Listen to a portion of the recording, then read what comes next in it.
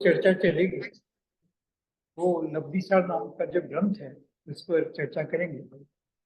जितना सरल हो सके हम समझाने की कोशिश करेंगे, लेकिन हमारी भावना थी कि मैंने इसको यूनिवर्सिटी में स्टूडेंट्स को समझाया, फर्स्ट ईयर के स्टूडेंट, और वो भी समझ गए थे। तो इसलिए लगा कि हम सब जरूर समझ सकते हैं और आप सब लॉजिकल एबिलिटी सबकी है, तो मैं कठिन नहीं करूंगा। लेकिन आपको कहीं पर भी कोई भी प्रश्न बीच में पूछ सकते हैं, कोई जरूरी नहीं है कि धारा प्रवाह एक बात चले कहीं कोई भी, क्योंकि मुझे ज्ञान नहीं किसको किस प्रकार का नॉलेज है या नहीं है, इसलिए आप फ्रीली कुछ भी कभी पूछ सकते हैं। पर्पज इज टू लर्न, और कोई पर्पज नहीं है। हाँ, इसलिए हम नहीं, लब्धियों का नाम सुना होगा आपने जरूर, तो अपन लेते हैं, ठीक है। 10 दिन चलेगा विषय, तो जितना ले सके हम लेंगे। और अब इसका ये 2 लाइन पहले बोल देते हैं इंट्रोडक्शन के रूप में। ये लिखा गया है नेमिचंद्र आचार्य के द्वारा। नेमिचंद्र आचार्य कौन थे? वही आचार्य जिनकी सुपरविजन में बाहुबली तीर्थ की स्थापना हुई थी, आज से लगभग 1000 साल 1100 साल पहले। बाहुबली तीर्थ आप सब जानते हैं, तो कर्नाटक में जो प्रसिद्ध है, वो नेमिचंद्र आचार्य थे। उन्होंने गोमटसार ग्रंथ लिखा, गोमटसार के बाद कर्मकांड ग्रंथ लिखा, और कर्मकांड के बाद ये क्षपणासार नाम ग्रंथ या जो लब्धिसार है वो भी उन्होंने लिखा। टोडरमल जी ने इसकी टीकाएं की, और टीका में टोडरमल जी ने तीनों बातों को एक साथ ले लिया। कर्मकांड, जीवकांड, कर्मकांड और ये लब्धिसार, तीनों को लिया और उन्होंने उस ग्रंथ का नाम दिया लब्धिसार। तीनों की टीकाएं की टोडरमल जी ने। और टोडरमल जी का जो ज्ञान का वैभव है वो इसी से। मोक्षनाथ प्रकाशिक इतना सुंदर ग्रंथ लिखा गया है, वो खुद लिखते हैं कि इसके स्वाध्याय के द्वारा लिखा गया, तो बहुत सुंदर चर्चा है। या एक लाइन में पहले इंट्रोडक्शन में कहते हैं, जिससे आपको मंगलाचरण का आनंद आएगा, वो ये कि जैसे एक बात करना कि पीएचडी क्या होती है, बैचलर डिग्री क्या होती है, मास्टर डिग्री क्या होती है, वो एक बात है। नहीं, बच्चे से भी अपन पूछते हैं तुम क्या बनना चाहते हो, तो वो एक बात है। और एक डिग्री को प्राप्त करना वो अलग चीज है। तो लब्धि का मतलब है achievement. You not only you are thinking about it but you achieve. जैसे अभी चर्चा थे ना कि क्रोध इत्यादि को हम कैसे अपने जीवन में कम करते हैं, तो लब्धि का मतलब है अचीवमेंट। तो हम अपने जीवन में सम्यक दर्शन आदि को कैसे अचीव कर सकते हैं। खाली ज्ञान ऐसा नहीं, खाली कॉन्सेप्ट पे जाने उतना नहीं, बल्कि अचीव कैसे कर सकते हैं, इस प्रकार की भावना इसमें बताई गई। अब चलो मंगलाचरण चलते हैं। ये एक थोड़ा सा इंट्रोडक्शन था, इसके मंगलाचरण लिखे बहुत सुंदर है।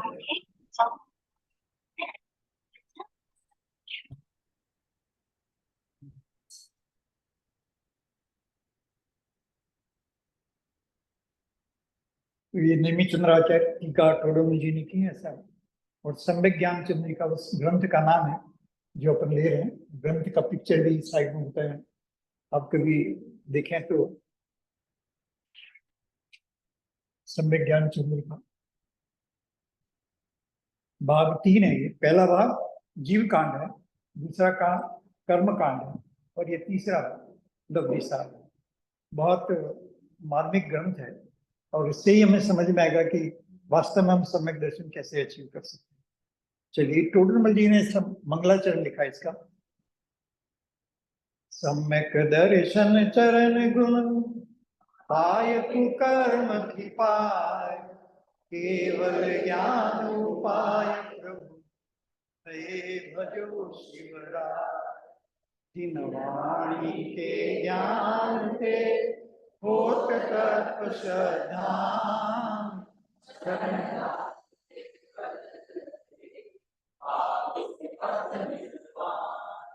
नेमि चंद्र आलाकर माधव चंद्र प्रधान।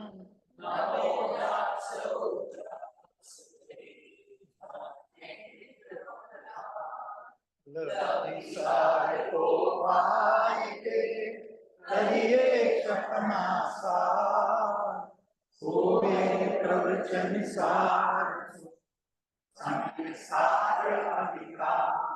बहुत ही सुंदर लिखा। आप थोड़ा सा अर्थ करते हैं जिससे भाव और अंदर में उत्साह भी पैदा होगा। पहली लाइन में कहा कि सम्यक दर्शन और ज्ञान चारित्र, ज्ञान की बात नहीं की यहाँ पर, सम्यक दर्शन और चारित्र दोनों की बात कही। क्यों नहीं कि वो अपन आगे लेते रहेंगे। तो इससे कर्म खपा, मतलब इससे कर्म का नाश होता है। और दूसरी लाइन में तो बहुत ही गजब की बात लिख दी है कि इसके बिना मोक्ष की प्राप्ति नहीं होगी। इसको समझना ही मोक्ष प्राप्ति का एक उपाय है। केवल ज्ञान उपाय प्रभु, केवल ज्ञान की प्राप्ति इसी को समझने से होगी। इसका जो 5वां चैप्टर है जो अपन संक्षेप में लेंगे, तो उसमें केवल ज्ञान जीव को कैसे होता है, लब्धि के द्वारा, अर्थात क्रोध मान माया लोभ को कम करके कैसे होता है, उसकी चर्चा चलेगी। तो आचार्य मतलब टोडरमल जी यहाँ कहते हैं कि केवल ज्ञान प्राप्त करने का एकमात्र उपाय कषाय को कम करना है, और वो तब होगा जब ऐसे ग्रंथ को हम समझे। लब्धि अचीवमेंट तब होगा, नहीं तो नहीं होगा। फिर कहा कि ये सम्यक दर्शन, दो बातें कहें ना, सम्यक दर्शन और चारित्र। तो पहले कहा कि सम्यक दर्शन कैसे होगा, तो दूसरे छंद में कहा कि जिनवाणी का जो अभ्यास करेगा उसी को सम्यक दर्शन होगा, तत्व का शुद्धान करेगा उसी को सम्यक दर्शन होगा। और कोई उपाय नहीं है। जो जिनवाणी नहीं पढ़ता या सुनता है वो सोचे कि मुझे सम्यक दर्शन हो जाएगा और मैं कुछ भी करूंगा तो मोक्ष हो जाएगा। नहीं, पुण्य कर्म का बंध तो हो सकता है लेकिन मोक्ष नहीं होगा। ये बहुत ही सरल और सटीक बात है, आगे फिर भी लेंगे। और फिर चारित्र के लिए क्या कहा कि चरणधारी केवल है, चारित्र को प्राप्त करके ही मोक्ष की प्राप्ति या निर्वाण की प्राप्ति होती है। और चारित्र का मतलब है, अभी लेंगे आगे, लेकिन अभी एक लाइन में एक्सप्लेन करते हैं।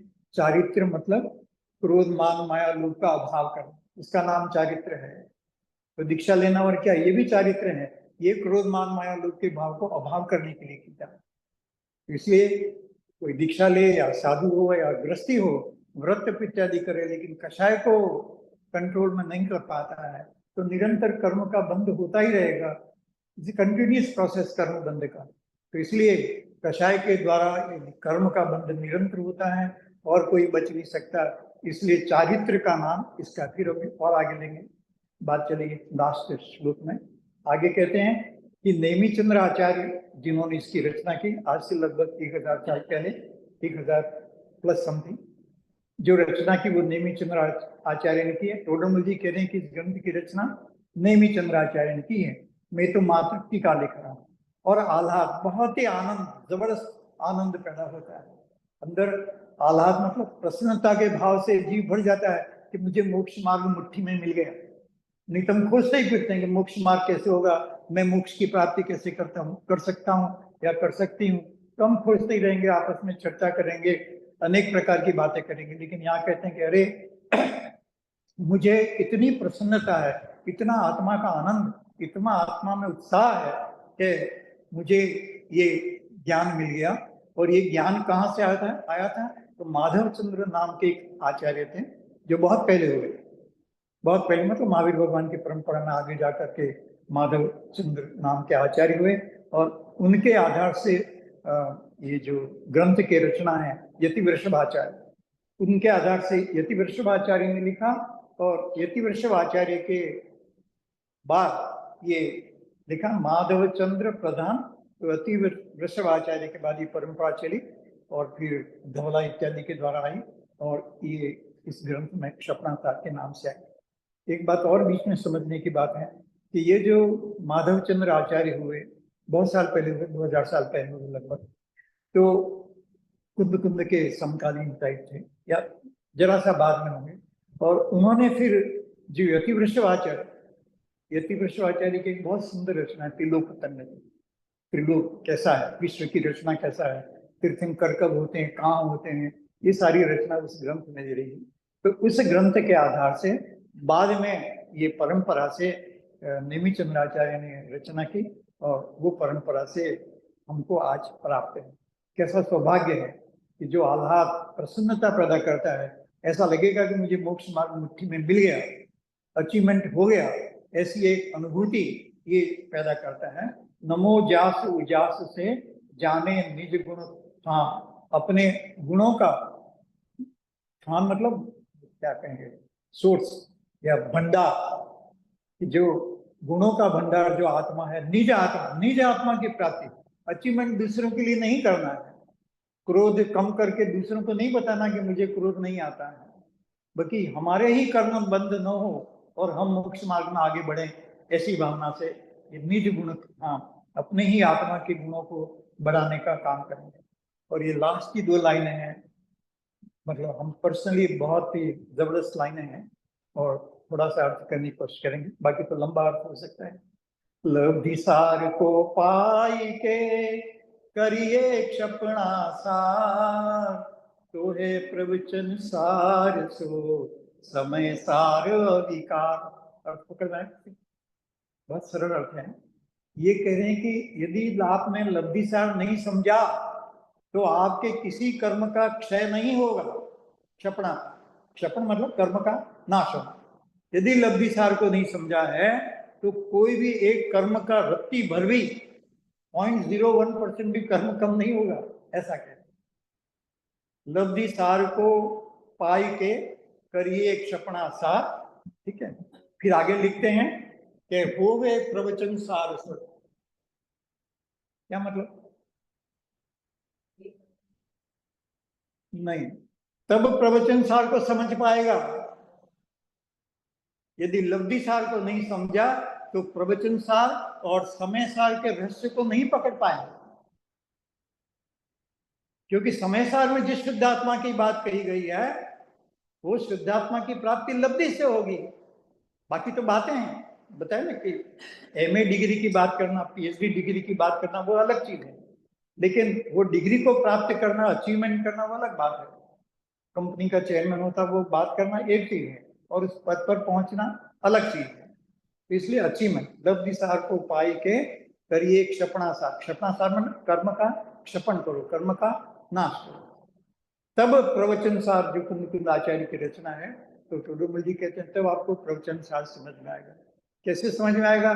कि प्रवचन सार में भी 7वीं गाथा में कहा कि मोह क्षोभ परिणाम की चारित्र, 7वें नंबर की गाथा में प्रवचन सार में आप देख लीजिएगा, उसमें लिखा कि मोह क्षोभ परिणाम हो, मोह का नाश हो।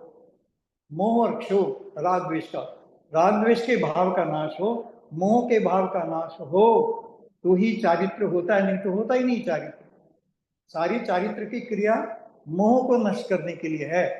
लक्ष्य वो है, क्रिया हम निमित्त में उपवास करें, व्रत करें, तप करें, भक्ति करें, दया दान सब ठीक है, लेकिन वो किस लिए है? कि लक्ष्य की प्राप्ति क्या है? कि कर्म का क्षपण हो, और कर्म का क्षपण होगा जब ये कषाय जो है वो नाश को प्राप्त हो। और फिर कहा तो तब समय सार समझ में आएगा। समय सार कैसे समझ में आएगा? अभी मुझे बहुत अच्छा लगा कि अभी चर्चा हुई थी थोड़ी का भी कर्ता कर्म अधिकार, मैं करता हूं उसी बात से सारी कषाय खड़ी होती, ये मैंने किया, you can not do it, I did it, मां, ऐसे ही सब कर्ता पने का जो भाव है उस भाव से सारा का सारा कषाय पैदा होती है। और समय सार का दूसरा चैप्टर नहीं, जीव जीव अधिकार, उसमें 69-70 गाथा, वहां से कर्ता कर्म अधिकार शुरू होता है। क्या कहती है वो गाथाएं? कि जब तक जीव को कर्ता का भाव है तब तक जीव को कर्म बंद होता रहेगा और कभी जीव मोक्ष की प्राप्ति नहीं करेगा। भले बातें करेगा लेकिन प्राप्ति नहीं करता है। तो इसलिए मोह क्षोभ, तब समय सार का जो रहस्य है, समय सार क्या कहता है एक लाइन में? समय सार का रहस्य कि आत्मा का अनुभव करो। और आत्मा का अनुभव कैसे करेगा? राग द्वेष वाली आत्मा का अनुभव करेगा, क्रोध कषाय वाली आत्मा का अनुभव करेगा। तो ऐसी आत्मा जिसमें ही राग द्वेष के भाव नहीं है, क्रोध कषाय के भाव नहीं है, ऐसी जो प्रवचन समय सार अविकार, अविकार का मतलब समझ गया, जिसमें विकार नहीं है अर्थात शुद्ध है, तो शुद्ध आत्मा का अनुभव होता है ना। तो विकार नहीं है का क्या मतलब हुआ? कौन सा मैल है? ये क्रोध मान माया लोग, ये कषाय का मैल है, वो विकार है, और उस विकार का नाश हो तभी शुद्ध आत्मा की प्राप्ति हो सकती है। इसलिए शुद्ध आत्मा की बात बहुत ही जबरदस्त है समय सार इत्यादि में, लेकिन उसकी प्राप्ति तो तभी हो सकती है जब जीव क्रोध मान माया लोभ इत्यादि के जो भाव है इस पर उसको दूर करने की कोशिश करें। एक बात हम कहते कहते रह गया कि वो जो 2000 साल पहले कुंद कुंद की बात कही थी और इस ग्रंथ की रचना की बात की थी, उसी समय एक शास्त्र की रचना हुई जिसका नाम है कषाय पाहु। शास्त्र का नाम है कषाय पाहुड़। और इस कषाय पाहुड़ में आचार्य, आप समझे, कषाय, ठीक है, शास्त्र का नाम ही कषाय। और इस कषाय पाहुड़ का वीर सेन आचार्य ने बाद में जाकर टीका लिखी, जो मेरे ख्याल 15-16 वॉल्यूम्स में है। और इस ग्रंथ का नाम आचार्य देव ने रखा जय धवला। जय धवला। तो जय धवला में क्या है कि बस ये सारा 15-16 वॉल्यूम्स उसी पर लिखे हैं कि ये क्रोध मान माया किस बला का नाम है, ये क्रोध क्या है। ये क्रोध ऐसी जबरदस्त है, चारित्र नहीं होती, कोई भी भाव क्रोधी, क्रोध मान माया के भाव में जीव फंस गया तो कोई अचीवमेंट नहीं होगा, क्योंकि वो कर्म बांध रहा है। एक तरफ कर्म को, आपने वो हाथी की कहानी सुनी होगी, हाथी पानी में नहाता है और बाद में बाहर निकल करके वापस कीचड़ अपने पर डाल देता है। नहीं सुना? हाथी के लिए प्रसिद्ध है, गज स्नान बोलते हैं उसको, हाथी का स्नान। हाथी का स्नान कैसे होता है कि वो पानी में जाता है, पानी बहुत अच्छा लगता है, इतना बड़ा जीव है तो पानी ठंडा और अच्छा लगता है, बहुत नहाता है, एंजॉय करता है। लेकिन जैसे ही बाहर आता है अपनी सूंड से वापस जो कीचड़ इत्यादि या धूल जो है वो अपने पर डाल देता है। समझ पाए? गज स्नान बोलते हैं उसको। तो ये इस तरह से मंदिर गए, ये किया, व्रत किया, उपवास किया, दान किया, धर्म का काम किया, तो स्नान तो कर लिया, लेकिन बाहर आती फिर क्रोध कषाय का कीचड़ अपने ऊपर डाल दिया तो क्या अचीवमेंट। इसीलिए कहा कि अधिकार जो, इसकी चर्चा चलेगी लंबी, 10 दिन तक जो भी अपना समय मिलेगा, लेकिन ये अविकार। तो कहते हैं कि समय सार इत्यादि, ये लाइन लास्ट वाली कि प्रवचन सार, समय सार इत्यादि को भी आप समझ नहीं सकते जब तक कि आपको लब्धि सार का रस पकड़ देना। और इसीलिए समय सार में जो दूसरा अधिकार है उसमें तो कह दिया कि ये जो क्रोध मान माया लोभ के भाव हैं वो क्या हैं, अजीब हैं, मेरे हैं ही नहीं, मैं तो जीव हूं, मैं तो आत्मा हूं, और ये क्रोध मान माया लोभ के जो भाव हैं वो अजीब है। तो इतना सुंदर मंगलाचरण यहाँ पर किया गया है, थोड़ा इसमें सारा सार आ गया। अब थोड़ा, ये तो टोडोमल जी का मंगलाचरण था, सारा हम डिटेल में इसलिए कि इसमें उद्देश्य बताया, किस उद्देश्य से ये शास्त्र की रचना की जा रही है। अब नेमी चंद्र आचार्य का नेक्स्ट है। नेमी चंद्र आचार्य ने ये जो मूल इस ग्रंथ का अभी वर्तमान में जो करता है नेमी चंद्र आचार्य, उसके पहले अलग बात थी जो आपको इतिहास बताए। सिद्धे जिनिंद वंदे चंदे आयर्युज्याय सागणे वंदीय संवदंसणो चरित्र लब्धिम परुवेमो। कि मैं सिद्ध भगवान, नीचे लिखा, 1 मिनट पढ़ लेते हैं।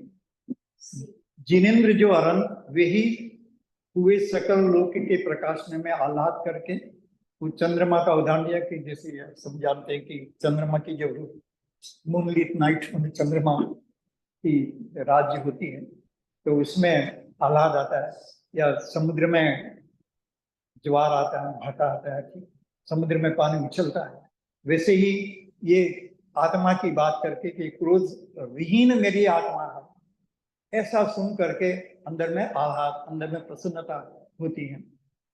और इसलिए सिद्ध भगवान को नमस्कार आदि करके मैं बात करूँ, लास्ट की लाइन हमें बतानी थी, जिसमें सम्यक दर्शन और सम्यक चारित्र की लब्धि, लब्धि 2 प्रकार की, ठीक है, अगली स्लाइड में देंगे हम लब्धि। लेकिन यहाँ पर आचार्य ने मूल में कहा कि लब्धि कितने प्रकार की, तो लब्धि 2 प्रकार की, एक दर्शन संबंधित और एक चारित्र संबंधित।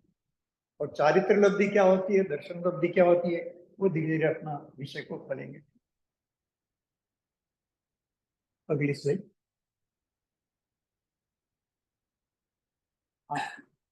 अब आप सब जानते हैं, अभी क्या कहा था कि लोग क्रोध मान माया लोभ इत्यादि क्या करते हैं, कर्म का बंद करते हैं, और मोक्ष मार्ग कर्म के बंद के अभाव है।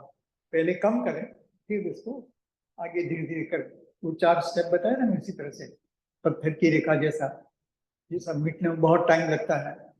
शास्त्रीय नाम है प्रत्याख्यान में, प्रत्याख्यान वो भी नहीं लिखे अनंतानुबंधी, लेकिन पत्थर की रेखा जो मिट्टी नहीं है वो अनंतानुबंधी का बंद कराती है। ऐसा भाव, ऐसा क्रोध कि मैं क्या नरक भी जाना पड़े लेकिन I will teach you lesson, इस तरह का क्रोध आता है किसी को, आता है। सुबह में 2-3 कहानियां भी बताई, इतना क्रोध आता है तो वो जीव अनंत अनुबंधी, मतलब उस क्रोध में अनंत भवों को बंद करने की शक्ति है। तो वो पत्थर की लकीर जैसा है, जिसमें लिख दिया एक बार तो फिर वो मिटता नहीं। आप सब जानते हैं पत्थर में जो भी इंस्क्राइब कर लेते हैं तो वो मिटता नहीं। दूसरा प्रकार जो क्रोध मान माया का है, वो जमीन पर रेखा खींचने की, जैसा जमीन पर लाइन खींच देते हैं तो वो एकदम नहीं मिटती, लेकिन मिट जाती, थोड़े समय बाद मिट जाती है। पता है बाउंड्री बनाते तो पहले जमीन पर खड्डा करके जरा सा बना दो तो वो मिटती नहीं है, लेकिन लंबे समय बाद वो भी मिट जाती थोड़े समय। और तीसरा प्रकार बनता है रेत में रेखा खींचना। ये कषाय के लेवल बता रहा हूं मैं, ठीक है। रेत में लाइन खींचना जो थोड़े समय बाद जरा सा हवा आई और वो रेत उड़ करके वापस जो रेखा खींची उसको नष्ट कर देती है। और चौथा है पानी में रेखा, जैसा जो बात चल रही थी कि पानी में रेखा बनाते बनाते ही मिट जाती है।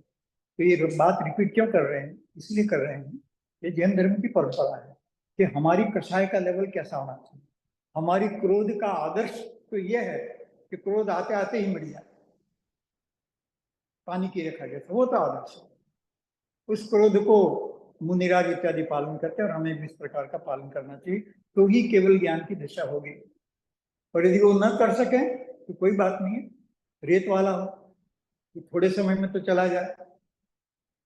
सुबह में चर्चा की था ना, 16 आपको पाटिल जी का जो प्रश्न था कि 6 महीना और उस तरह के बाद 15 दिन की अंतर मुहूर्त की ऐसी बात, तो यहाँ की मतलब कि वो तो जाएगी ना, थोड़ा सा जमीन पर रेखा खींची तो थोड़े और समय बाद जाएगी, और पत्थर की रेखा तो जाएगी ही नहीं। तो हमेशा ये जो आप अभी ऑफिस की वो बातें कर रहे थे, इसमें ये ध्यान रखने की बात है कि हमारी कषाय का लेवल वहां तक न चला जाए कि I will teach you lesson, मतलब इस तरह का लेवल जो है वो बहुत ही हाई लेवल का है। ठीक है, ऑफिस का मैटर है, घर की बातें, बच्चों से बातें, परिवार में कुछ बातें, क्रोध मान माया लोभ के भाव आ जाते हैं, लेकिन उसको वहां तक नहीं ले जाना। ये 4 प्रकार याद रखनी पड़ती। आपने पढ़ा भी होगा जिन्होंने स्वाध्याय कर रखा है, और नहीं हो तो उसको थोड़ा याद रखने की कोशिश कीजिए। अब अपन इस पर चलते कि इसका ओरिजिन कहाँ, ये कर्मबंध का कषाय पाहुड़ या जो भी ग्रंथ की जिसकी बात की लंबी सा, तो आप सब जानते हैं कि 8 कर्म होते हैं, ठीक है। और 8 कर्मों का राजा मोहनी कर्म है, ठीक है। ये बात जिसमें मोहनी कर्म राजा है, तो मोह अर्थात अटैचमेंट, ठीक है, अटैचमेंट या इल्यूजन ऐसा भी बोलते हैं, लेकिन अटैचमेंट कुछ नहीं, कभी भी आप कभी पूछ सकते हैं, क्योंकि आइडिया इसकी आप 2-4 बातें अच्छी तरह से अपने जीवन में उतार सकें, समझ करके जाए, जिससे अपना जीवन बदले। बाकी कोई ऑरेटरी या कोई बता देना, स्लाइड बता देना, वो कोई उद्देश्य नहीं है, ठीक है। हम कुछ अपने जीवन में परिवर्तन लाए, इस प्रकार की बात है। ये कोई मतांतर की बात नहीं है, सुबह में लिया था, ये सर्वत्र है। कषाय कब नहीं होती, क्रोध किसको नहीं आता है, हिंदुओं को नहीं आता है, मुसलमानों को नहीं आता है, जैनियों को नहीं आता है, जैनियों के सब अपने ग्रुप बना दिए, उनको नहीं आता है। तो मिल करके कषाय को दूर करने का उपाय कीजिए, ग्रुप बनाने से क्या मिलेगा, कुछ नहीं मिलेगा, कर्म का और बंदगी होगा। वो इंदौर में ग्रुप बन गया, रमण सागर जी को सुन रहे थे आज। फिर छोड़िए, तो ये कहना हम, क्योंकि ये मोह जो है ना वो 8 कर्मों का कारण, ये कहना, क्योंकि वो राजा है, मोह कर्मों का राजा है, 8 कर्मों का। कि मोह है तो हम ज्ञान को नहीं पकड़ते, मोह है तो हम जो दर्शनावणी उस कर्म का बंद होता है, और मोह है तो अंतराय कर्म भी आती है। सब कुछ मोह के कारण है, अघाती कर्म भी मोह के कारण बनते हैं, क्योंकि लीडर है। और जैसे ही सेनापति हार जाता है तो सेना सरेंडर कर देती है, वैसे ही हमारा मोह गया तो सारी कर्मों की सेना सरेंडर कर देती सेनापति के साथ। नहीं बहुत अच्छा, लेकिन यहाँ तो सेनापति दीक्षा लेते हैं, ठीक है।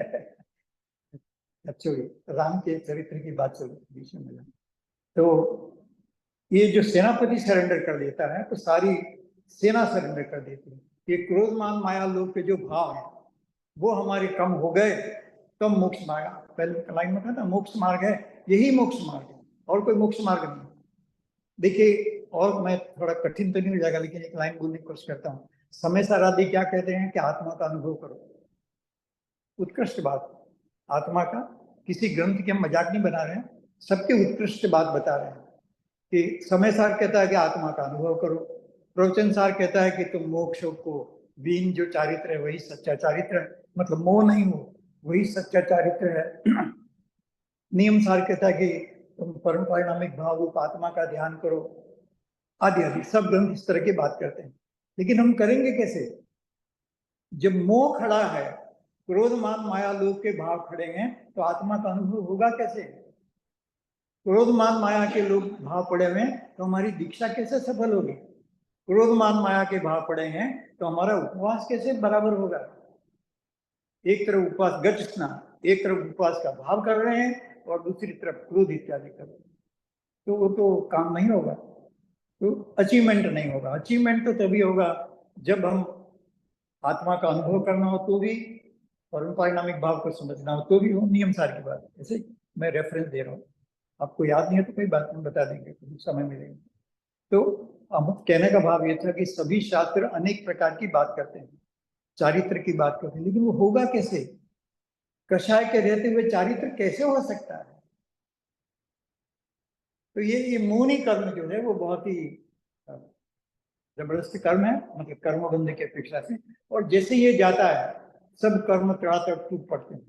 यदि गुण स्थान में देखें, याद नहीं होगा तो कोई बात नहीं, याद है तो आप एंजॉय कीजिए कि 10वें गुण स्थान इत्यादि में जैसे मौनी कर्म का नाश हो जाता है, तुरंत ही कुछ क्षण में ही दूसरे कर्म भाग जाते हैं, 4 घाती कर्म का नाश हो जाता है और जीव को केवल ज्ञान हो जाता है। फिर केवल ज्ञान होता वो मजाक या ऊंचा बढ़ाई करने के लिए नहीं कहा है, विधि है, ये विधि है, ये विधि है।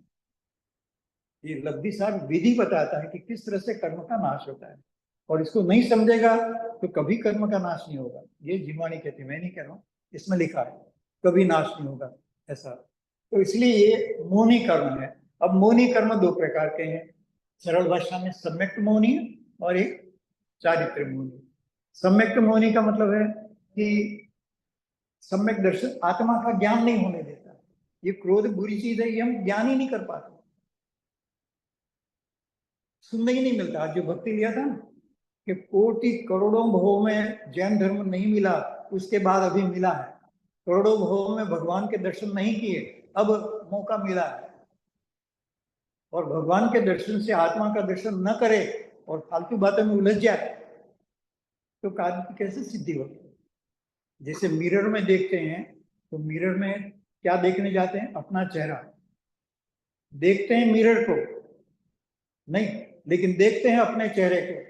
ऐसे भगवान के दर्शन में देखते हैं भगवान की मूर्ति को, प्रतिष्ठित भगवान, उनको देखते हैं और देख क्या दिख जाता है? अपना आप। ये दर्शन करने की विधि है। बाकी तो कुछ भी करो, हाथ 3 बार घुमाओ, 4 बार घुमाओ, शास्त्रांग नमस्कार करो ना करो, वह सब मैं मना नहीं करता, वो चीजें हैं, जैन धर्म की मान्यता है, अच्छी तरह विधि पूर्वक ही करना चाहिए, उसकी कोई मजाक नहीं है। लेकिन कहना ये कि वो काम नहीं होगा, मात्र क्रिया मात्र से काम नहीं होगा। भगवान का दर्शन मतलब अंदर में रिफ्लेक्शन। वो दर्पण किस काम का जिसमें चेहरा न दिखे? तो यदि हमने भगवान के दर्शन की और अंदर में आत्मा का स्वरूप नहीं दिखा तो उस दर्शन से क्या मतलब है? इसीलिए इस प्रकार की बात कही है। तो मिथ्या तो मतलब सम्यक मुनि का 3 प्रकार है। मिथ्या तो मतलब झूठी मान्यता, और झूठी मान्यता का मतलब सरल भाषा में बोलिए, झूठी मान्यता मतलब नहीं, वो तो बहुत टेक्निकल डेफिनेशन, बहुत सरल भाषा में आत्मा को नहीं मानना या ये क्रोध बुरी चीज ऐसा न मानना, वो मिथ्या। जिनवाणी में जो बात लिखी है उसको नहीं मानना, और जिनवाणी का सार है कि मैं आत्मा हूं, शुद्ध अविकार, ऐसा शब्द आया था ना, मैं शुद्ध आत्मा हूं, मैं शुद्ध आत्मा हूं, उसको न माने वो मिथ्या।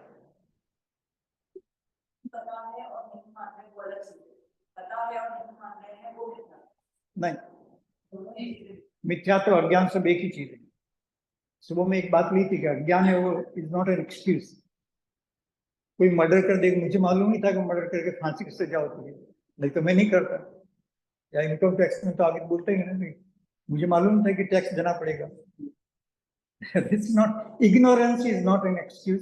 कहीं पर भी, लोक व्यवहार में भी, कानून में भी और धर्मशास्त्र में भी हम इग्नोरेंट हैं, इसलिए हमको भगवान माफ कर देगा।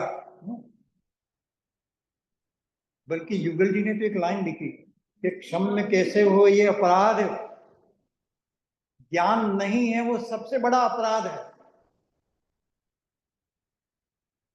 नरक क्यों भेज देते हो? हे भगवान, जीव को नरक तुम क्यों, भगवान तो भेजते नहीं, लेकिन कहने की शैली है, हे भगवान तुम जीव को नरक जाएगा ऐसा क्यों बोलते हो? कर उसने अक्षम्य अपराध किया है। क्या अपराध किया है? कि अपने आप को ही नहीं समझता। आत्मा को नहीं समझता मतलब आत्मा कोई दूसरी चीज, चिड़िया का नाम नहीं है। मैं कौन हूं? उसी का नाम तो आत्मा है। हु एम आई? उसी का नाम तो आत्मा है। और उसको न समझे तो उस अपराध को हम कैसे माफ करें? कोई अपना नाम ही नहीं बताए, किसी के पास पासपोर्ट ही नहीं और यहाँ जाए, तो वो तो अपराध क्षम्य नहीं है। पकड़ना है ना? ये इग्नोरेंस, बहुत अच्छा प्रश्न आपका, कि इग्नोरेंस है वो इज नॉट एन एक्सक्यूज। मुझे ज्ञान नहीं तो ज्ञान करो। इतनी सारी डिग्रियां लेकर बैठे हम सब लोग, तो थोड़ा सा पढ़ लो, आधा घंटा, इसमें ज्यादा नहीं, आधा घंटा लगाइए।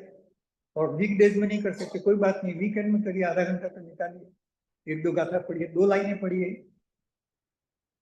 तो एक्सक्यूज नहीं है। जिनवाणी का अध्ययन न करे, जैन कुल में मिल आने के बाद जिनवाणी का अभ्यास न करे तो अक्षम्य अपराध है। इसमें का टाइम लग जाएगा, इसलिए ले नहीं रहा। क्षम्य कैसे हुए ये अपराध? प्रकृति की सदा सनातन इटर्नल लॉ है, कोई नया किसी ने बनाया नहीं है। सदा इटर्नल लॉ है कि ignorance is not an excuse. ये नहीं जानते तो अपराध है, जानना तो चाहिए। शॉर्ट में जाने, डिटेल में जाने, वो बात अलग है, लेकिन शॉर्ट में तो जानना चाहिए, शॉर्ट में जाने, डिटेल में जाने। ये तो इस तरह से एक तो मिश्रा मिथ्या तो है, जिसमें आत्मा की और जीवाणी को नहीं समझता है, जीवाणी का ज्ञान नहीं है। दूसरा मिश्र है कि हाँ, मिश्र का मतलब ये धर्म भी सही है, वो भी सही है, वो भी आत्मा की बात करते हैं, इधर भी आत्मा की बात चलती है। ऐसा जो मिश्र भाव है वो मिश्र है। नहीं, गीता में भी आत्मा की बात कही है और संसार में भी आत्मा की बात कही है। पढ़े लिखे को और बड़ा प्रॉब्लम है, इधर से पढ़ते हैं उधर से पढ़ते हैं। और बहुत ही, मैं जहाँ जहाँ विदेशों में जहाँ पे लेक्चर दिए हैं, अमेरिका में 6-7 बार लेक्चर में गया, तो वहां पर सभी का ये प्रश्न, वो ये आर्य समाज वाले ये बोलते हैं, गीता ये बोलती है, वेदांत ये कहता है, वो ये कहता है, क्या है इसमें? कुछ मिलने वाला नहीं। वो मिस है, वो भी सही है और हम भी सही है। वो भी अहिंसा का, क्षमा क्षमा धर्म सब जगह है। क्रिश्चियनिटी भी बिलीव करती है, हम भी बिलीव करते हैं, लेकिन वो क्षमा और हमारा क्षमा में तो दिन रात का अंतर है। यहाँ राग की भाव की उत्पत्ति नहीं हो और वहां बोल करके क्षमा मांगी जाती है, तो क्षमा का स्वरूप ही नहीं। तो ऐसा जो सिद्धांत या समझ आती है उसको मिश्र बोलते हैं। और एक सम्यक प्रकृति नाम का कर्म है। ये मिथ्यात्व के 3 प्रकार हैं। ये थोड़ा सा कठिन है, लेकिन हम एक लाइन में समझाने की कोशिश करते हैं, वो आगे आएगा। आगे जब विषय आएगा तो इसके एकदम आपको समझ में आ जाए। एक ऐसा, ये कर्म हम बांधते नहीं है, लेकिन ऐसा ही है कि मैं, सुनिएगा, बहुत सिंपल है और बहुत ही समझने लायक है, कि मैं आत्मा हूं ऐसा जाना तो सही, लेकिन वो भाव दृढ़ नहीं हो पाता। सुना सही, समझा सही, लेकिन we are not firm on it, firm नहीं हो पाते। तो उसको चलमल लगार दोष बोलते हैं सम्यक प्रकृति को। चल मतलब चलायमान हो जाता है, मूव कर जाता है। मल मतलब कुछ उसमें दोष लग जाता है, अभी चलेगा, बाद में कर लेंगे, इस तरह से। अभी हम यंग हैं, बुढ़ापे में कर लेंगे, ये सब चलायमान दोष। चलमल वाला गाढ़, सम्यक दर्शन पक्का नहीं हो पाता। गाढ़ मतलब गाढ़ा, इसलिए वो भक्ति लिखी, पतली धारण भाई मन में मधु। एक गीत है ना, होली खेले रे मुनिराज, शिखर जी में जाकर के मुनिराज होली खेलते हैं, अर्थात कर्मों का नाश करते हैं। तो इसमें एक लाइन आती है, पतली धारण भाई मन में मधुबन में, कि शिखर जी के, मधुबन शिखर जी, शिखर जी के, और पतली बात वहां पर नहीं चलेगी। हल्की बात, पतली मतलब डाइल्यूटेड है, जैसे दूध डाइल्यूटेड है, पतला दूध तो नहीं, दूध तो जैसा है वैसा गाढ़ा ही होना चाहिए वस्तु स्वभाव की दृष्टि से देखकर। तो कहते हैं कि ये छोटी मोटी पतली बातें, डाइल्यूटेड बातें हमें नहीं चाहिए। क्यों? क्योंकि मोक्ष नहीं होगा। और शिखर उस भक्ति में ऐसा कहा कि शिखर जी जैसे उत्कृष्ट जगह पर जाए और वहां पतला भाव करके निकल जाए, डाइल्यूटेड, कहाँ धर्म की बात है, बहुत अच्छा, पशुगति नरक नहीं हुई, कुछ भी ऐसा, वो सही बात है, उसकी मजाक नहीं कर रहा, लेकिन उतना ही समझ करके निकला है वहां से, तो पतली धार है। तो इस तरह से बात है, तो पतली बात नहीं चलती। तो सम्यक प्रकृति एक ऐसे कर्म का नाम है जो उदय में आती है और हमको जैसे हम जानते हैं कि क्रोध नहीं करना चाहिए, लेकिन फिर भी क्रोध हो जाता है। इसका मतलब क्या हुआ कि वो जो भाव है कि क्रोध नहीं करना चाहिए, वो गाढ़ा नहीं हुआ, फर्म नहीं हुआ है। हाँ, प्रैक्टिस की कमी है, समझ की थोड़ी सी कमी, या समझ लिया लेकिन हाँ बड़ा प्रैक्टिस क्या दी, कोई दिक्कत नहीं, गाढ़ा नहीं हो पा रहा, दृढ़ नहीं हो पा रहा, पक्का नहीं हो पा रहा, ये सबकी प्रॉब्लम है, हम सबकी प्रॉब्लम है, उसको समझना चाहिए। ये मोनी कर्म का एक सम्यक प्रकृति का उदय चल रहा है। तो ये सम्यक मोनी का उदय है। मोनी कर्म के दो भाग, ये मान्यता संबंधित है, तीनों ही मान्यता संबंधित है। और चारित्र मोनी जो है उसमें एक्चुअली क्रोध मान माया लोग आते हैं। चारित्र मोनी मतलब व्रत तक नहीं, वो व्रत भी किए जाते हैं क्रोध मान माया को कम करने के लिए। इसलिए चारित्र मोनी का मतलब है अनंतानुबंधी 80 16 कषाय, अभी बताइए ना, पानी की रेखा और इसकी जमीन पर रेखा, रेत की रेखा, ये 4 प्रकार, और वो 4 में क्रोध मान माया लोग लागू होते हैं। इसलिए 4 इंटू परमुटेशन 4 इंटू 4 16 हो, पकड़ मारा। किसी को नहीं समझ में आया तो बोल दीजिएगा, जल्दी बोल रहे। क्रोध मान माया लोग 4, और हर एक कषाय 4 प्रकार की, क्रोध भी पत्थर जैसा, माया भी पत्थर जैसी, ऐसा। तो हर एक में 4 प्रकार बनते हैं, इसलिए 4 इंटू 4 16 होते हैं। ठीक है ना, पकड़ना गया। जिनको थोड़ा बहुत भी अभ्यास है उनको कोई दिक्कत नहीं है, लेकिन यदि अभ्यास नहीं है किसी को भी, एक भी व्यक्ति ऐसा हो जिसको अभ्यास नहीं है, तो जरूर ये बात समझ लीजिए कि हमारे क्रोध मान माया लोग के जो भाव हैं वे 4 प्रकार के होते हैं, और ये 16 हो जाते हैं। 16 इसीलिए हो जाते हैं कि अज्ञानी का अलग व्यवहार है क्रोध मान माया को लेकर। जैसे हम बॉस से डर करके गुस्सा न करें, या कोई बड़ा पहलवान है उसको देख करके हमारी ताकत नहीं कैसे लड़ सके तो चुप रहते हैं। तो ये गुस्से के भी इस प्रकार से बनते, वो जिनवाड़ी का मोक्ष मार्ग वाला गुस्सा नहीं, ठीक है, उसका अभाव नहीं हो सकता। खैर, तो अनंतानुबंधी, और इस तरह से ये 4 और टाइम हो गया तो मुझे बता दीजिए। तो अनंतानुबंधी क्रोध मान माया, और इस तरह से 16 और 9 कषाय जिसको बोलते हैं, हास्य, रति, अरति, शोक, भय, ग्लानि, विवेक। हाँ, इस तरह से स्त्री पुरुष संबंधित भावना, ये सब भावना है। त्रिवेद मतलब 3 प्रकार के वेदों की भावना।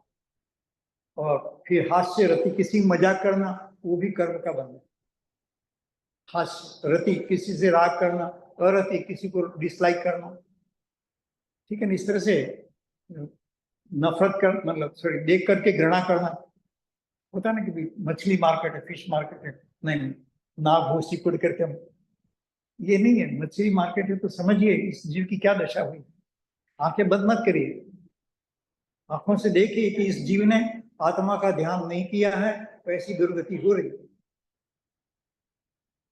जाने की बात नहीं कर रहा हूँ, आ जाता है, जाने की कोई जरूरत नहीं, लेकिन यदि हमारे सामने आ जाए और इस मार्केट से हम गुजर जाए तो जरूर वैराग्य के भाव से उसका चिंतन करें।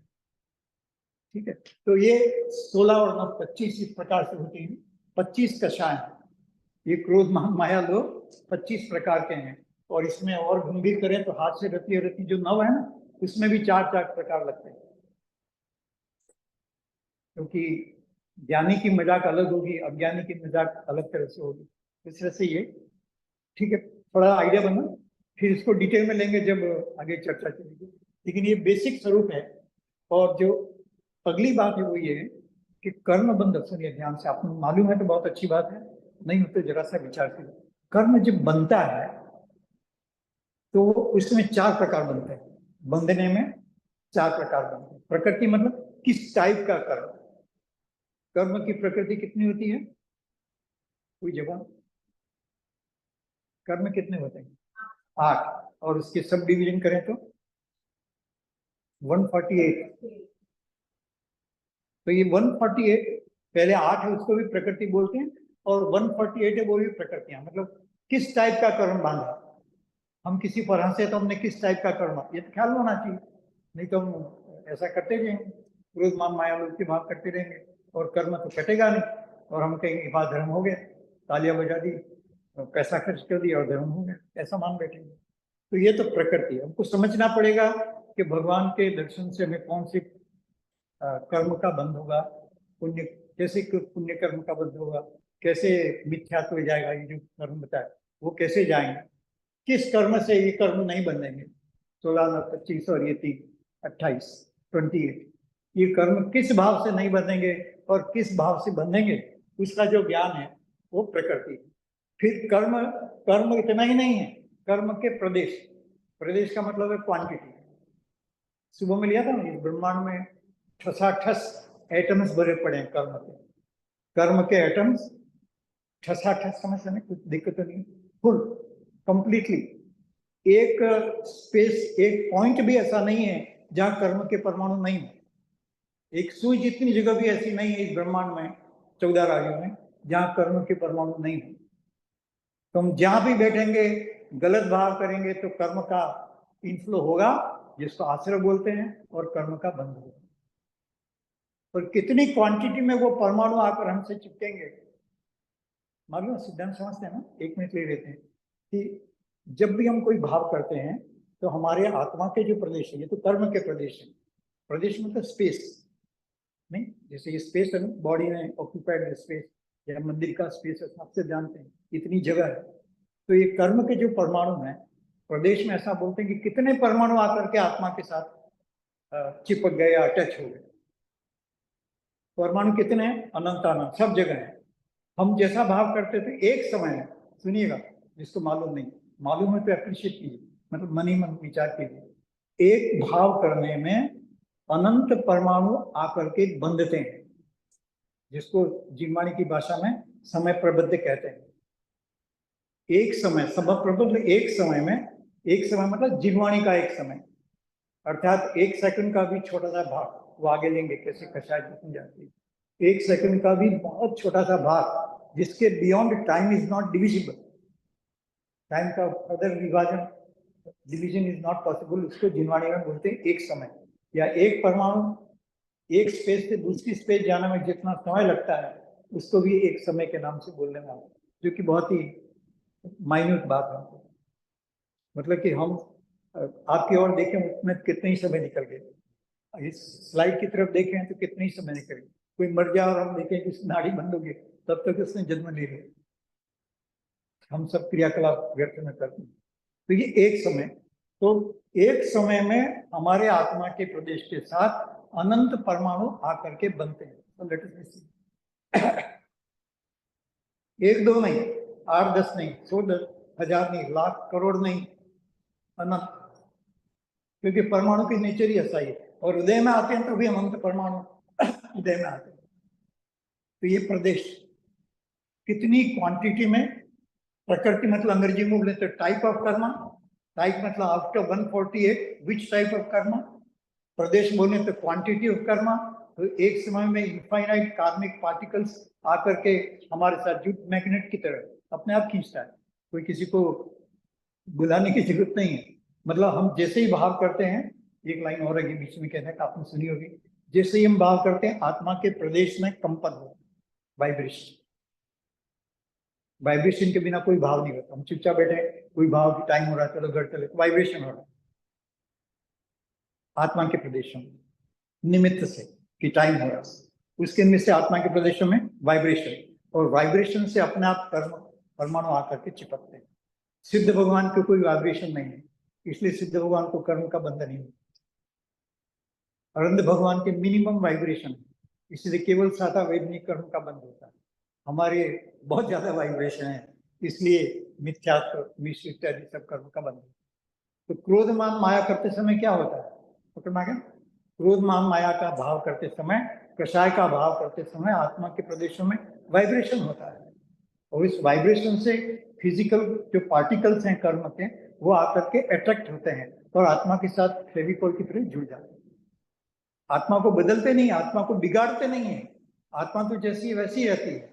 और इसलिए मैंने ऐसा शब्द का प्रयोग किया, 2 चीजें जैसे चिपक गई, वो सेपरेट होती है जब इसका समय आता है, तो उसको बोलते हैं प्रदेश, टाइप प्रकृति, प्रदेश, क्वांटिटी ऑफ कर्मा, कितने परमाणु आकर के बंधे, और अनुभाग मतलब उनकी इंटेंसिटी, कि वो कितना दुख देंगे।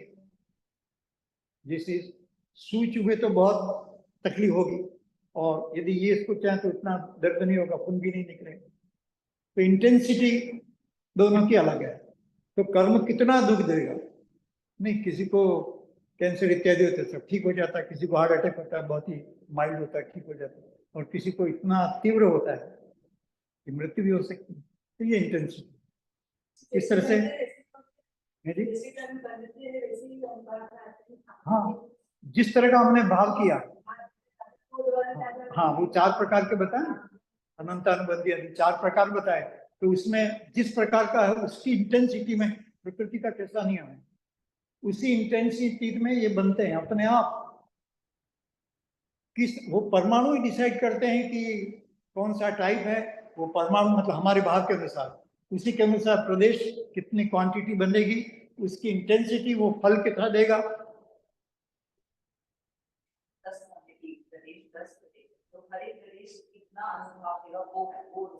बराबर। और मैं क्लियर करता हूँ, अपना टाइम भी हो रहा है। एक कर्म का परमाणु आकर के बंधन, उसी एक परमाणु में उसका टाइप भी है, वही परमाणु क्वांटिटी भी बताता है कितने परमाणु उसके साथ आए, और वही अनुभाग बताता है, और वही स्थिति मतलब ड्यूरेशन कितने समय तक वो चलेगा, वो सब एक साथ एक भाव में सब कुछ डिसाइड होता है।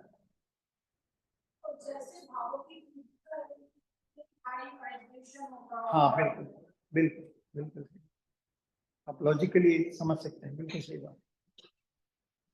तो इसलिए तीव्र क्रोध इत्यादि नहीं करना। कैसे ये चारित्र है, इसको चारित्र बोलते हैं, देखा ना, चारित्र, चारित्र मूल। तो प्रकृति, प्रदेश, अनुभाग और स्थिति, ठीक 4 बात पकड़ना है। प्रकृति रिपीट कर देते हैं। प्रकृति मतलब type of karma, type of मतलब 148 में विच टाइप ऑफ कर्मा, ठीक है। तो वो उस टाइप का कर्म का बंध होता है।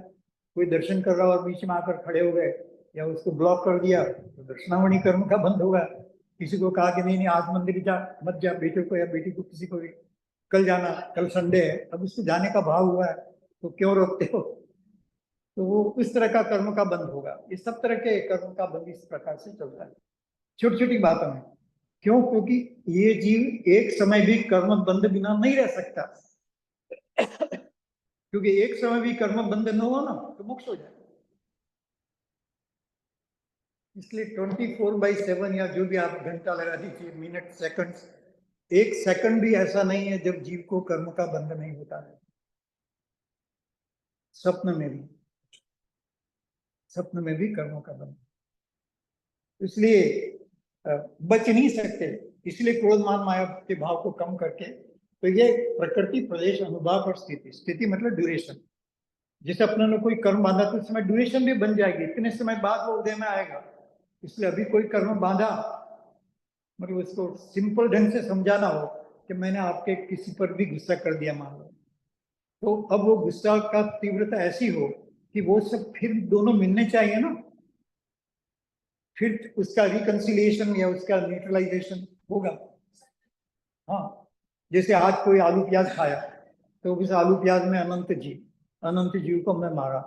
अब लॉजिकल बीच में नाश हो जाए बात अलग है, लेकिन यदि कुछ नहीं होता, अज्ञान दशा रहती है, तो आलू प्याज का जो जीव है वो मनुष्य बनेगा,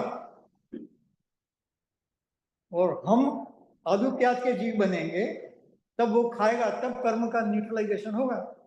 रिकंसिलिएशन कैसे करें? नहीं, आप तो जैसे होता है ना बैंक में रिकंसिलिएशन, ऐसा रिकंसिलिएशन मतलब कि आपने एक चेक इश्यू किया, दूसरे एक इश्यू किया, तो दोनों को मिलना चाहिए ना अमाउंट। हाँ, डेबिट क्रेडिट के हिसाब से मैच होना चाहिए अमाउंट, तो ऐसा मैचिंग टेक्स प्लेस बीच। हाँ, तो कर्म डाइल्यूट हो गया, उसी समय डाइल्यूट हो गया, और उसके पहले हमने सम्यक दर्शन यदि प्राप्त कर लिया तो वो ऐसे ही खड़े के खड़े रह जाएंगे, हम तो पहले मोक्ष में चले गए। तो जब बुद्धि में आना हो तब आएगा, हमारी अपनी तरफ से तो हमने कर्मों का नाश कर दिया।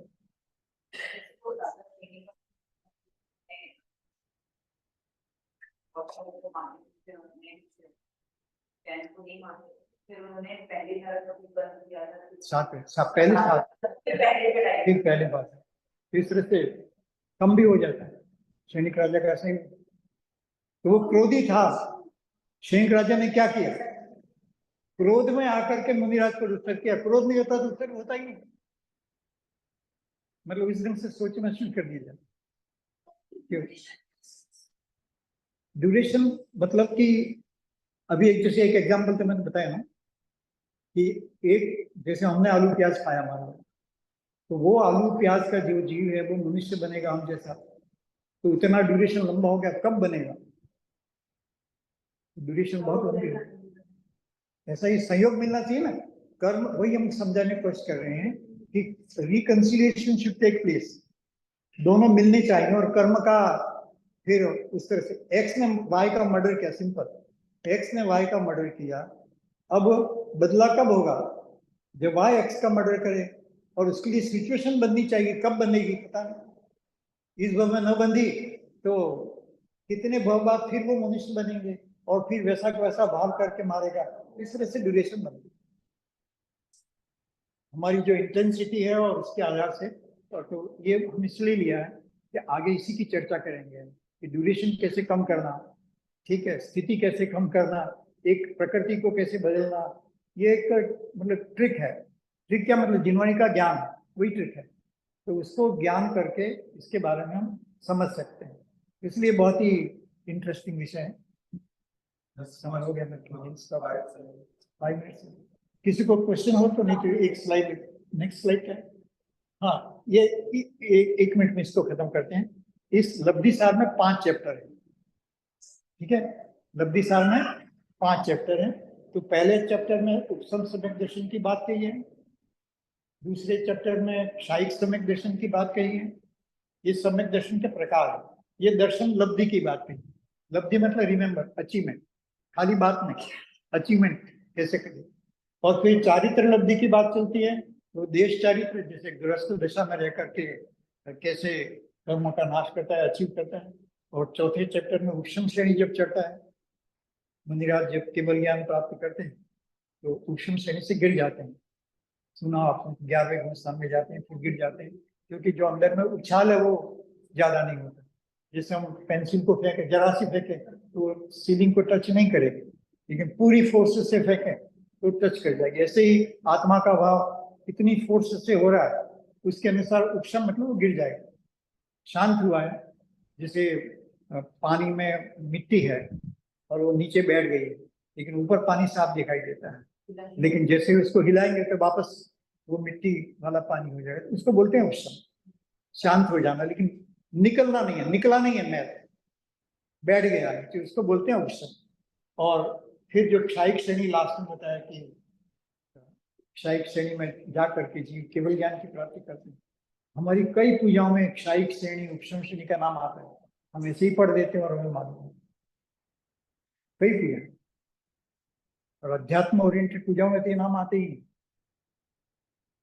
कब क्षायिक श्रेणी चढ़ूंगा ऐसा भाव को बोलेंगे कभी गीत इत्यादि। तो इस तरह से फिर ये 5 चैप्टर हैं। तो पहले चैप्टर को हम लंबा लेंगे टाइम के अनुसार, क्योंकि दूसरा में उसी तरह का प्रोसेस है, या जैसा ना चलेगा उसके आधार से देखेंगे। और इस तरह से ये सारा, ये लास्ट स्टेज जो है क्षायिक श्रेणी, वो केवल ज्ञान की प्राप्ति। और आगे कुछ गाथाओं में मोक्ष कैसे होता है वो भी बताया। 600 प्लस 653 गाथाएं, तो हम सभी तो ले नहीं पाएंगे, लेकिन एक असेंस, इसलिए हमने इसका सार, लब्धि सार का सार, तो हमने सब लब्धि सार ग्रंथ लिया था तो 2 साल चला था। ये हम तीसरी बार या चौथी 5वीं बार बोल रहे हैं। शॉर्ट में तो 2-3 बार काफी समझाया। इस तरह से और किसी को प्रश्न हो? ये प्रश्न है कि जैसे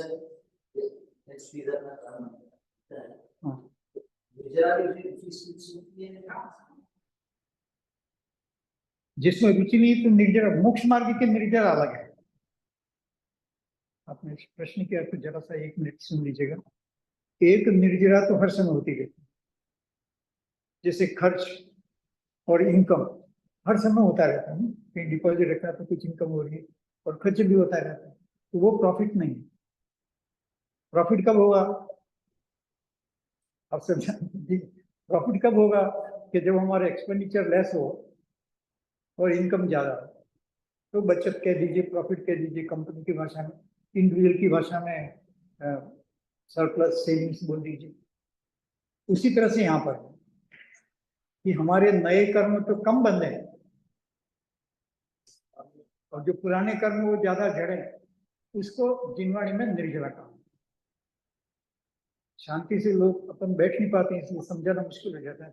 छोटे ग्रुप में समझाना बहुत इजी रहता है। निर्जला तभी बोलते हैं जब जो जिनवाणी में जिसको निर्जला कहा वो ये कि हमारे नए कर्म कम बंधे और जो हमारी मतलब कम बंधे और जो कर्म झड़ रहे हैं वो ज्यादा झड़ रहे हैं।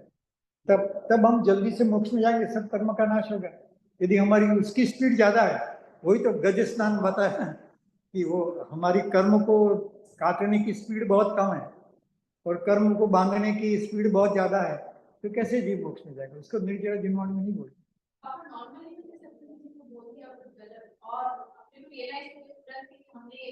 हाँ, तो कर्म कर्म बंधेगा ये। वो 16 प्रकार बताए ना, 16 और 25, वो 16 प्रकारों में कम प्रकार का बंधेगा। जैसे ही रियलाइज किया तो डिस्कनेक्ट, मतलब आप कम अपने सेल्फ फोन की भाषा में समझिए, डिस्कनेक्ट कर दिया, खत्म।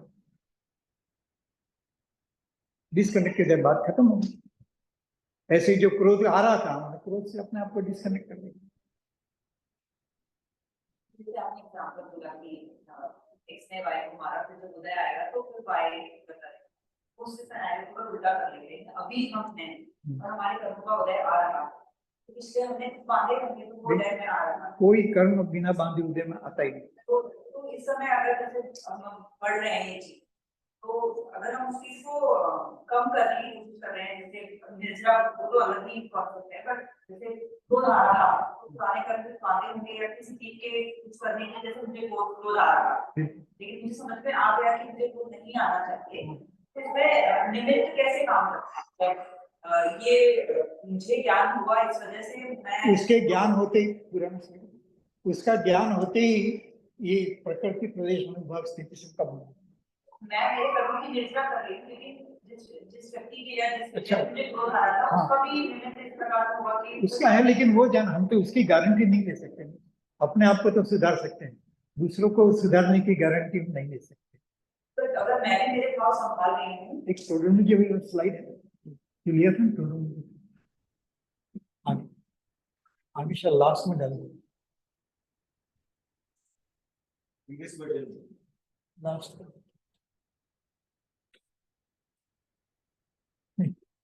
नहीं, कोई बात नहीं।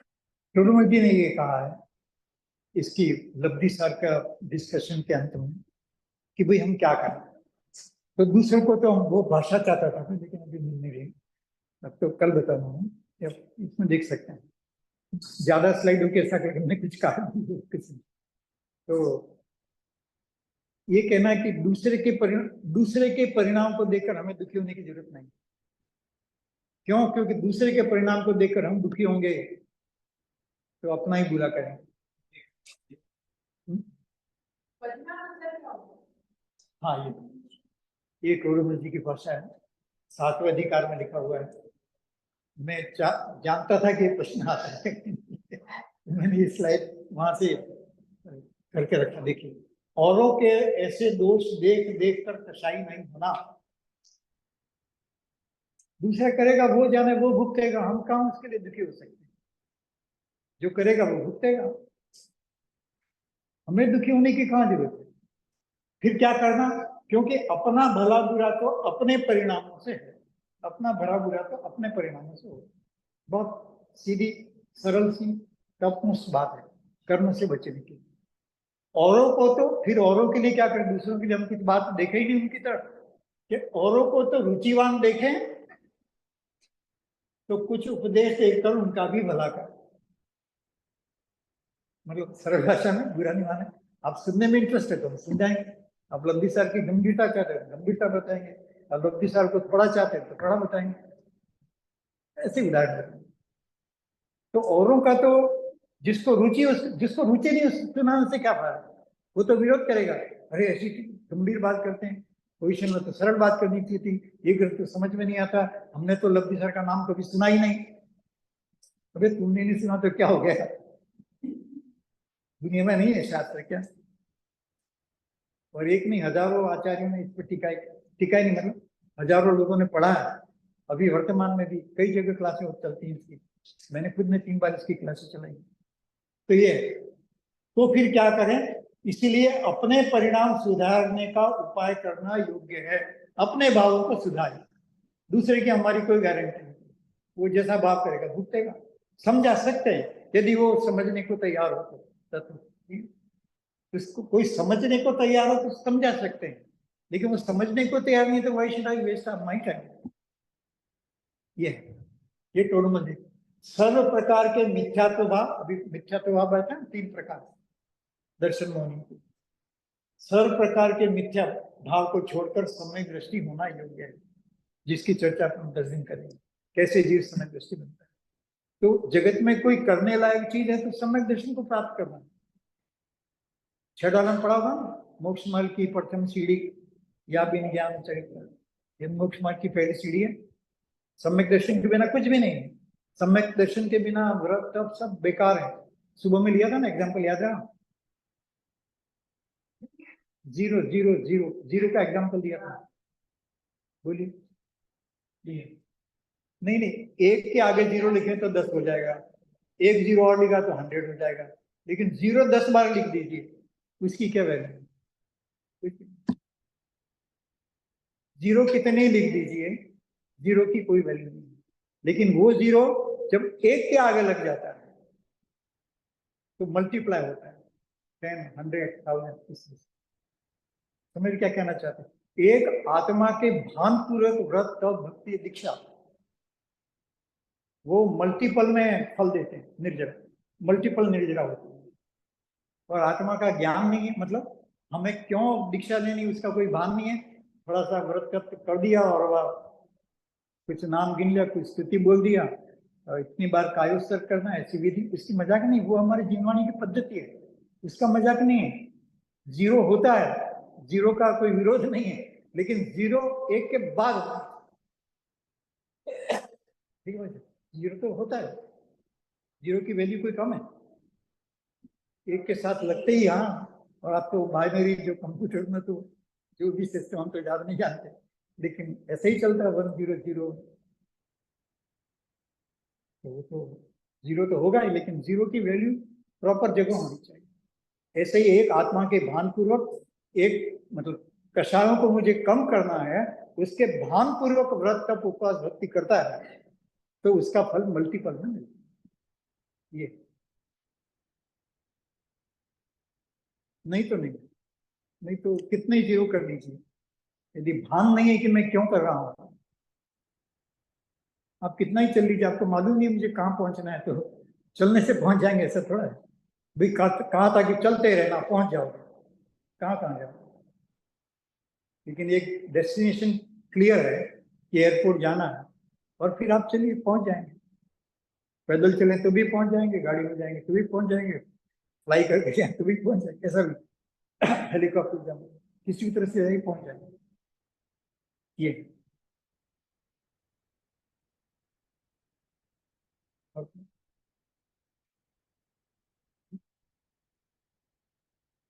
जीवन स्थिति है, कुछ सोचिए।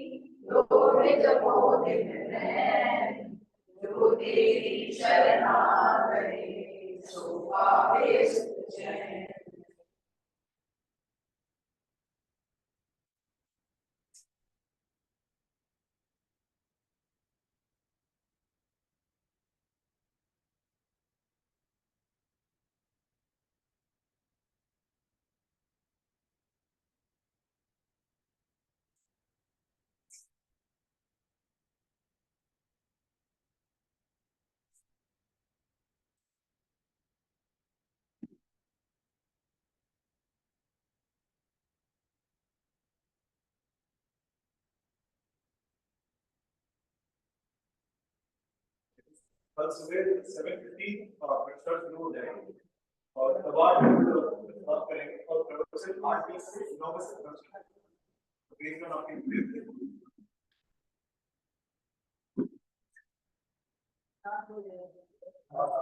नमस्कार सॉफ्टवेयर स्टार्ट हो तो ग्रुप में लोग बड़ी मीटिंग थिंक कर रहे हैं